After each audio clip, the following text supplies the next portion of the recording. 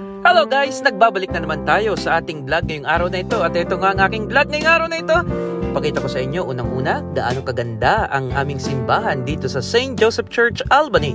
Pangalawa, kita nyo naman, kung inyong mapapansin, meron po akong kasal ngayong araw na ito. At syempre, tama kayo!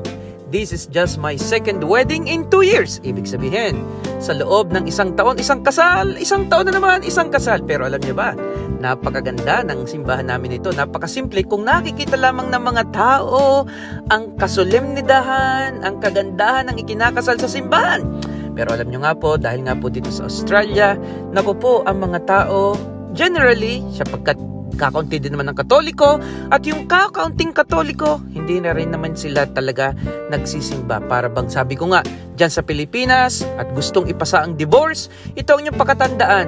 Kapag naipasa ang diborsyo, wala nang halaga ang kasal. Nawawala na ng halaga ang kasal sapagkat iisipin ng marami, bakit pa tayo magpapakasal? Kung posible din naman tayo maghiwalay, pahihirapan pa natin ang ating sarili. Para bang nawawala na ng saysay. O kung magpapakasal man sila, legal na lamang. Bakit? Just for the practicality, para sa mga ari-arian, legalities. But other than that, they will not anymore see the grace coming from the Lord. Ito na nga pong aking kakasal. This couple ay galing po sila from Sri Lanka. Kita nyo naman, sila po nag-ayos ng simbahan. Napakasimple, sabi ko nga po, pwede namang ikasal na walang maraming bisita. Kita nyo po, ilan-ilan sila. Walang katao-tao.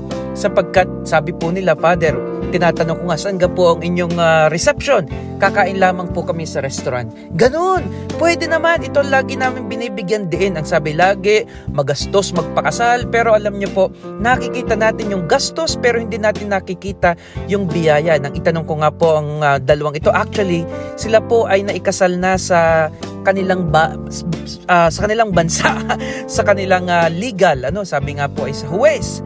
Pero sabi ko sa kanila, bakit magpapakasal pa rin kayo sa simbahan? Sapagkat sabi po nila, naniniwala po kami, Father, na kailangan namin ang biyaya at grasya ng Diyos, which is tumpak.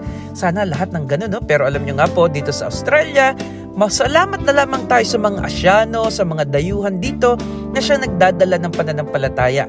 Ang una kong kinasal ay Pilipino, ito naman ngayon ay mga Sri Lankans.